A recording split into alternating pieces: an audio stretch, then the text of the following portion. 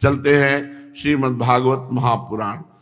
प्रसंग चल रहा है, उद्धव जी कई महीना रुके ब्रज में। कोई ऐसा नहीं कि ये कई 2 दिन वार्ता हुई चले गए, नहीं, कई महीना ब्रज में रुके। तो उद्धव जी महाराज गोपियों के बीच में विराजमान है। कल आपने भ्रमर गीत सुना।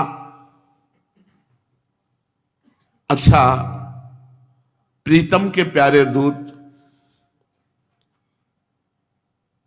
हमें ये बताओ, भगवान श्री कृष्ण क्या कभी हमारी एकांत में याद करते हैं? गोपीजनों ने कहा, क्या हमारे जीवन में कभी ऐसा शुभ अवसर आएगा कि मैं भर नेत्र अपने प्राण प्यारे श्री कृष्ण को देख पाऊंगी? श्री सुखदेव जी कहते हैं, परीक्षित, कल का प्रसंग जो गोपियों का देखा तो उद्धव का ज्ञान धूल धूसरित हो गया। भगवान श्री कृष्ण के मिलन की लालसा से गोपियां जो प्रेम दशा प्रकट की उद्धव जी के सामने, तो उद्धव जी विकल हो गए। उद्धव जी ने कहा, अहो गोपियों, अहो यूयम इस्म पूर्णार्था भवत्यो लोक पूजिता वासुदेवे भगवती यासा मित्यर्पितम मना। अहो तुम कृतकृत्य हो गई हो, गोपियों तुम कृतकृत्य हो गई हो, पूर्ण काम हो गई हो, तुम्हारा जीवन सफल है। हे देवियों, तुम सारे संसार के लिए परम पूजनीय हो गई हो, क्योंकि तुम लोगों ने इस प्रकार भगवान श्री कृष्ण को अपना हृदय, अपना सर्वस्व समर्पित कर दिया है। दान व्रत तपो होम जप स्वाध्याय संयमैः श्रेयोभिर्विविधैश्चान्यैः कृष्णे भक्तिर्हि साध्यते। दान, व्रत, तपस्या, होम, जप, वेदाध्ययन, ध्यान, धारणा, समाधि और कल्याण के अन्य विविध साधनों के द्वारा भगवान की भक्ति प्राप्त हो, यही प्रयत्न किया जाना चाहिए। हमारा दान, हमारा धर्म, व्रत, तपस्या, होम, जप, वेदाध्ययन, ध्यान, धारणा, समाधि तभी सार्थक है जब भगवान के चरणों में प्रेम हो जाए। ये बड़े सौभाग्य की बात है। हे गोपीजनों, तुम्हें पवित्र कीर्ति भगवान श्री कृष्ण के प्रति वह सर्वोत्तम प्रेम लक्षणा भक्ति प्राप्त हो गई है जो बड़े बड़े ऋषि मुनियों के लिए अत्यंत दुर्लभ है। तुम पूरे जगत की आदर्श हो। उद्धव जी क्या कह रहे? पूरे जगत की आदर्श हो। तुम्हें वो स्थिति प्राप्त है जो बड़े बड़े ऋषि मुनियों के लिए भी अत्यंत दुर्लभ है। सचमुच सचमुच ये कितने सौभाग्य की बात है कि तुमने अपने पुत्र, पति, देह, स्वजन और घरों को छोड़कर भगवान श्री कृष्ण से प्रेम किया, जो सबके परम पति हैं, पति के रूप में वर्ण किया। जो सबके परम पति हैं उनको पति के रूप में वर्ण किया। धन्य है तुम्हारा जीवन।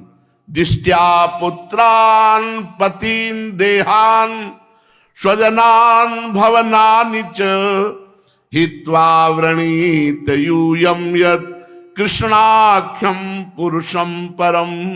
हे गोपीजनों, अभी अभी तुम लोगों का वो भाव मेरे सामने प्रकट हुआ।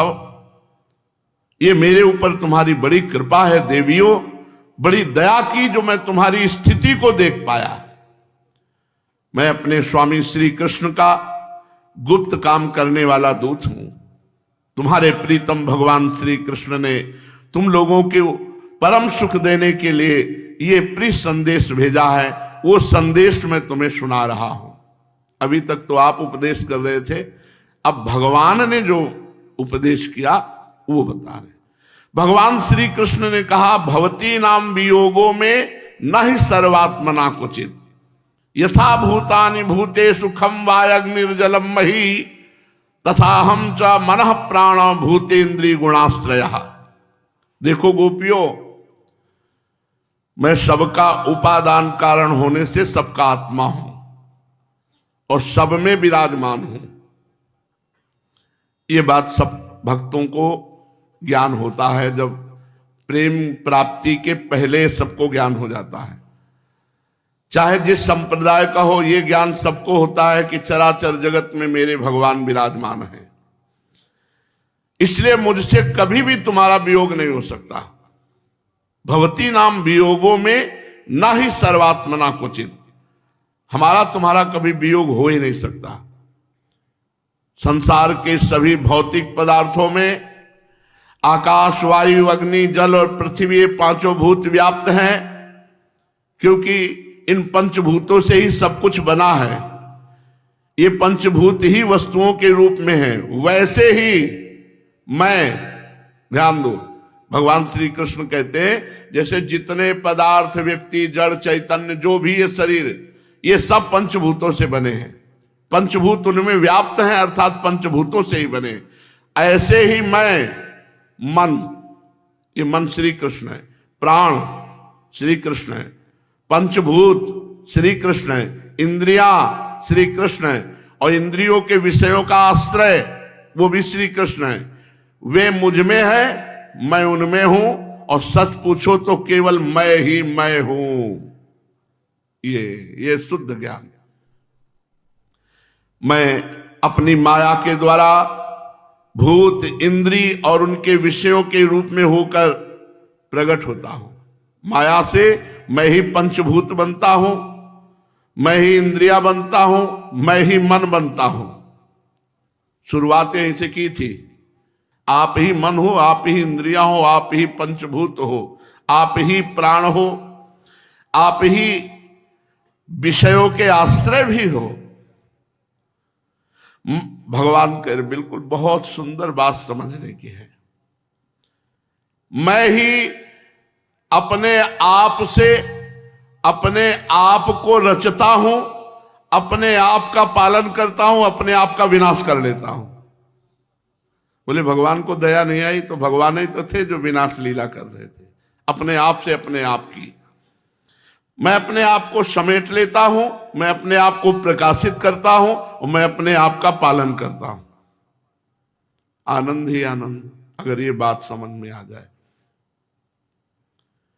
मैं माया और माया के कार्यों से पृथक गुप्त रहता हूं, विशुद्ध ज्ञान स्वरूप हूं। माया जड़ प्रकृति है, जीव तथा अपने ही अवांतर भेदों से रहित सर्वथा शुद्ध हो। कोई भी गुण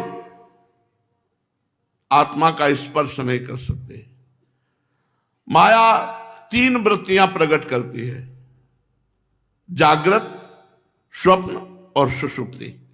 तीनों वृत्तियों में जो अखंड मैं जगा, मैं सोया, मैं स्वप्न देखा, वो अविनाशी मैं हूं। ये जो मैं वो श्री कृष्ण ही है। अखंड तेजस स्वरूप आत्मा, न कभी जागृत, न कभी स्वप्न, न कभी सुषुप्ति, वो एक रस है। मनुष्य को चाहिए कि वह समझे कि स्वप्न में दिखने वाले पदार्थों के समान जागृत अवस्था में जितना विश्व देख रहे वे सब मिथ्या, स्वप्नमय है। ब्रह्म सत्यम जगन मिथ्या। इसलिए उन विषयों का चिंतन करने वाले मन और इंद्रियों को रोक ले और मानो सोकर उठा हो। इस प्रकार जगत के स्वाप्निक विषयों का त्याग करके मेरा भजन करते हुए मेरा साक्षात्कार करे। जिस प्रकार सभी नदियां घूम फिर कर समुद्र में पहुंचती हैं, उसी प्रकार मनुष्य पुरुषों के वेदाभ्यास, योग साधना, आत्मा अनात्मा का ज्ञान, त्याग, तपस्या, इंद्रिय संयम, सत्य, भजन, धर्म सब मेरे पास ही पहुंचते हैं। इसलिए मेरी ही उपासना करो।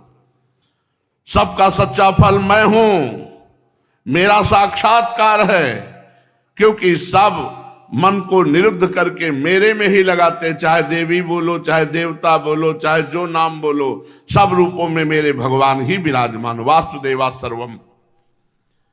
गोपियों, इसमें संदेह नहीं कि मैं तुम्हारे नयनों का ध्रुव तारा हूं, तुम्हारा जीवन सर्वस्व हूं, किंतु मैं जो तुमसे इतना दूर रह रहा हूं उसका कारण यही है कि तुम निरंतर मेरा स्मरण कर सको। शरीर से दूर रहने पर भी मन से तुम मेरी सन्निधि का अनुभव करो, तुम्हारा मन मेरे पास है। देखो, जैसे स्त्री का परदेश गए हुए पति के प्रति बराबर चित्त जैसा लगा रहता है, उतना आंखों के सामने पास रहने वाले पति में नहीं लगता। मान लो पास पति है तो उतना मन नहीं लगेगा, लेकिन वो पति परदेश है तो रात दिन उसी में मन लगा रहेगा। इसलिए संपूर्ण वृत्तियों से रहित संपूर्णता तुम मन मुझ में लगाकर मेरा स्मरण करोगी तो मेरे में ही सदा विराजमान रहोगी।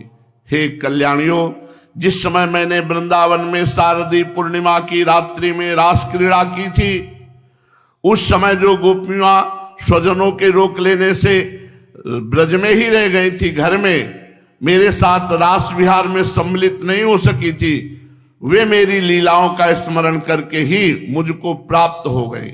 इसलिए तुम मेरी लीलाओं का चिंतन करो, मैं तुमसे मिलूंगा अवश्य, निराश होने की कोई बात नहीं। परीक्षित, अपने प्रीतम श्री कृष्ण का यह संदेशा सुनकर गोपियों को बड़ा आनंद हुआ। उनके संदेश से उन्हें श्री कृष्ण के स्वरूप और एक एक लीला की याद आने लगी। प्रेम से भर करके उन्होंने उद्धव जी से कहा, गोपियों ने कहा, उद्धव जी, बड़े सौभाग्य और आनंद की बात है कि हमारे श्री कृष्ण सकुशल हैं। दूसरी बात यह और आनंद की बात है कि यदुवंशियों और भक्तों और संतों को सताने वाला पापी कंस मारा गया अपने अनुयायियों के साथ। और आनंद की यह बात है कि श्री कृष्ण के बंधु बांधव और गुरुजनों के सारे मनोरथ पूर्ण हो गए, क्योंकि हमारे प्यारे श्याम सुंदर उनके साथ सकुशल निवास कर रहे हैं। पर उद्धव जी, एक बात हमें बताइए, जिस प्रकार हम अपनी प्रेम भरी लजीली मुस्कान उन्मत्त चितवन से उनकी पूजा करती थी, वे भी हमसे प्यार करते थे, क्या मथुरा की स्त्रियां भी ऐसे ही प्रेम करती हैं? दूसरी गोपी बोल उठी, अरे सखी, हमारे प्यारे श्याम सुंदर तो प्रेम की मोहिनी कला के विशेषज्ञ हैं, सभी श्रेष्ठ स्त्रियां उनसे प्यार करती हैं, फिर भला मथुरा की स्त्रियां, अरे मीठी मीठी बातें हाव भाव और चितवन से सब रीझ गई होंगी श्री कृष्ण पर। तो अगली गोपी बोली, अरे सखी, ये बताओ, इनसे पूछो कि जब नगर नारियों की मंडली में कोई बात चलती है तो हमारे प्यारे स्वच्छंद रूप से बिना किसी संकोच के प्रेम की बातें करने लगते हैं। क्या कभी प्रसंगवश हम गंवार ग्वालिनों की भी याद करते हैं श्री कृष्ण? कुछ गोपी ने कहा कि उद्धव जी, क्या कभी श्री कृष्ण को उन रात्रियों का स्मरण है जब कुमुदिनी और कुंद के पुष्प खिले हुए थे, चारों ओर चांदनी छिटक रही थी, वृंदावन अत्यंत रमणीय हो रहा था। उन रात्रियों में ही उन्होंने रास मंडल बनाकर हम लोगों के साथ नृत्य किया। कितनी सुंदर थी वह रास लीला। उस समय हम लोगों के पैरों के नूपुर रुंझुन रुंझुन बज रहे थे। हम सब सखियां उन्हीं के सुंदर सुंदर लीलाओं का गान कर रही थी। वे हमारे साथ नाना प्रकार की लीलाएं कर रहे थे। कुछ दूसरी गोपियां बोल उठी, उद्धव जी, हम सब तो उन्हीं के विरह की आग से जल रही हैं।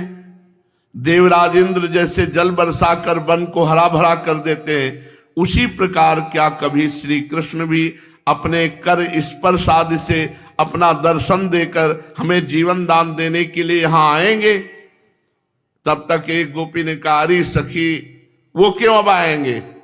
शत्रुओं को मारकर राज्य पा लिया, जिसे देखो वही उनका सुहृद होता है।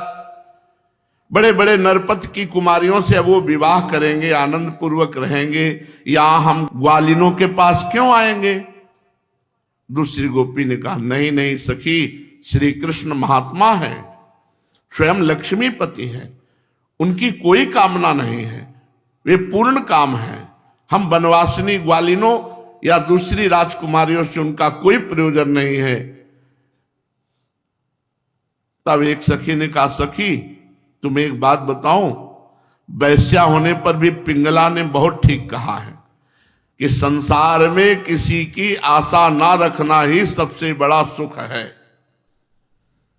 परम सौख्यम ही नैरास्यम स्वैरिण्यप्याह पिंगला तद जानती नाम नः कृष्णे तथा प्यासा दुरत्यया। किसी की आशा रखना ही सबसे बड़ा दुख है।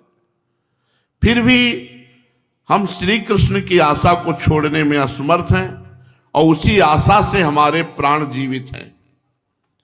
हमारे प्यारे श्याम सुंदर ने, जिनकी कीर्ति का गान बड़े बड़े महात्मा करते रहते हैं, हमसे एकांत में जो मीठी मीठी प्रेम की बातें की, हम उन्हें छोड़ने का, भुलाने का उत्साह भी कैसे कर सकती हैं।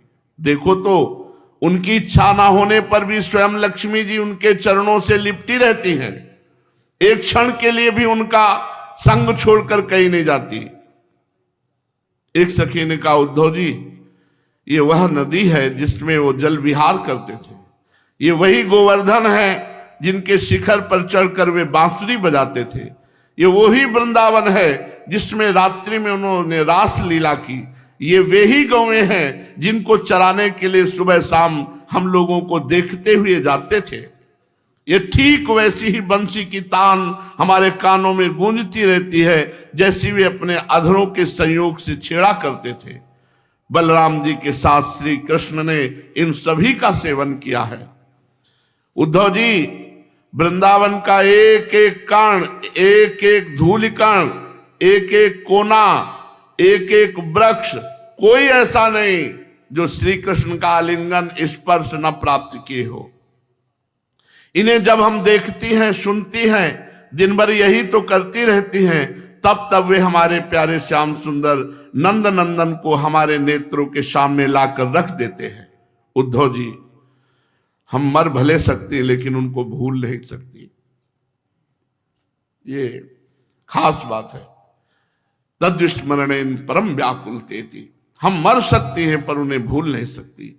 उनकी वो हंस की सी सुंदर चाल, उन्मत्त हास्य, विलासपूर्ण चितवन, मधुमयी वाणी, आह, उन सब ने हमारे चित्त को चुरा लिया है। हमारा मन हमारे वश में नहीं। अब हम उन्हें भूले तो किस तरह। हमारे प्यारे श्री कृष्ण मानो भगवान सामने हो गए। अब वो कहे, हमारे प्यारे श्री कृष्ण, तुम ही हमारे जीवन के स्वामी हो, सर्वस्व हो। प्यारे, तुम लक्ष्मी नाथ हो तो हुआ करो, लेकिन हमारे लिए तो ब्रजनाथ हो ना।